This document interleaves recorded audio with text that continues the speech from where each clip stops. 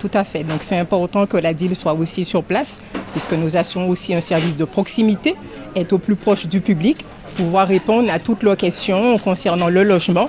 Et c'est vrai qu'aujourd'hui, cette matinée d'information organisée à la ville de Saint-Claude a pour but de permettre que ce soit aux jeunes, aux futurs locataires, mais aussi aux propriétaires, ceux qui veulent mettre leur logement en location, d'avoir un certain nombre de réponses juridiques à toutes leurs questions.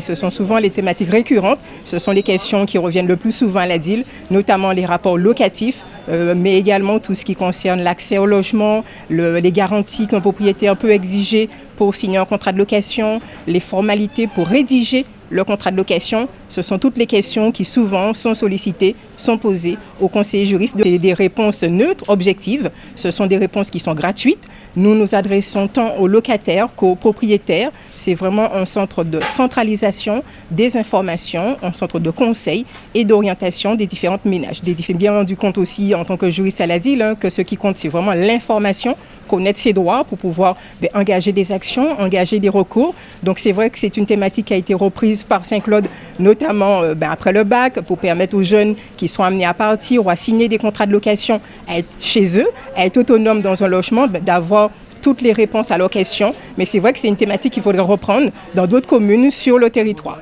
C'est une formidable initiative qu'il faut en effet saluer, cette matinée d'information dédiée au logement. Alors logement évidemment pour les étudiants, c'est ce qui nous intéresse au premier chef, mais logement aussi pour tous ceux qui seraient susceptibles de s'installer à Saint-Claude.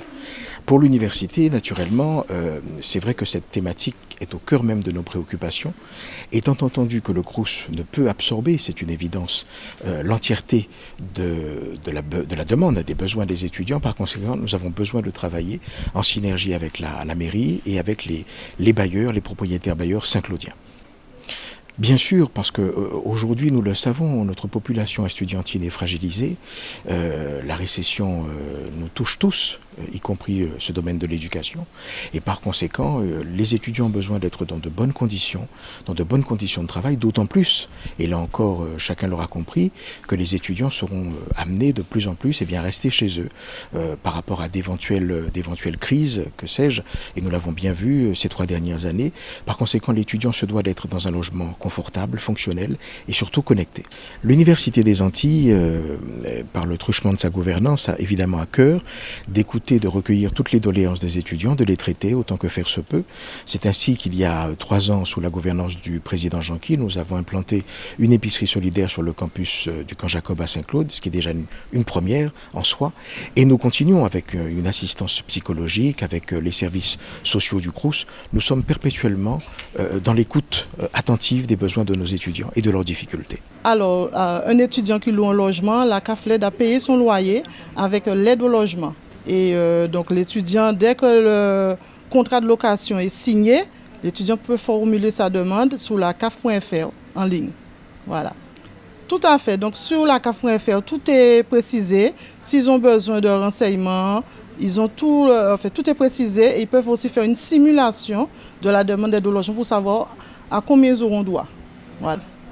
Nous avons beaucoup de demandes, mais dès que l'étudiant fait sa demande en ligne, le traitement se fait tout de suite.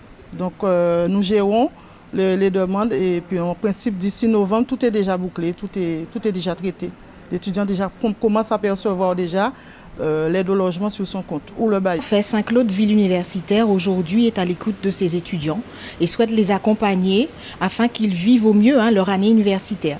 Cette journée permet une rencontre à la fois des étudiants avec l'ensemble de nos partenaires pour avoir des solutions en matière de logement, mais également permet aux bailleurs, puisque quelque part, c'est eux qui mettent à disposition de la ville des logements pour les étudiants.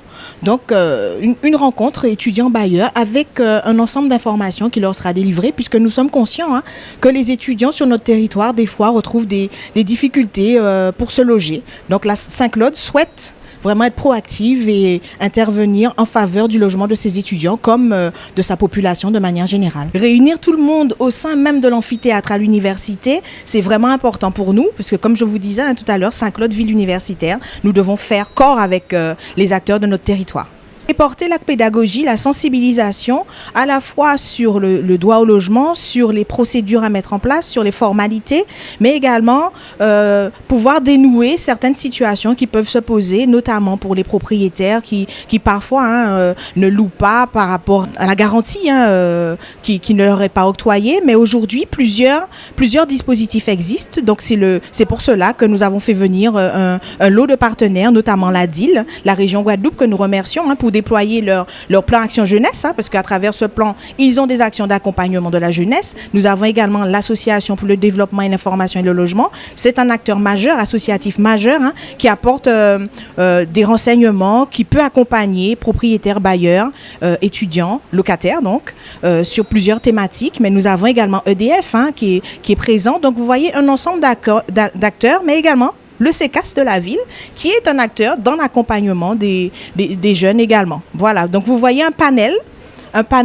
d'acteurs au service des étudiants aujourd'hui pour permettre une meilleure insertion.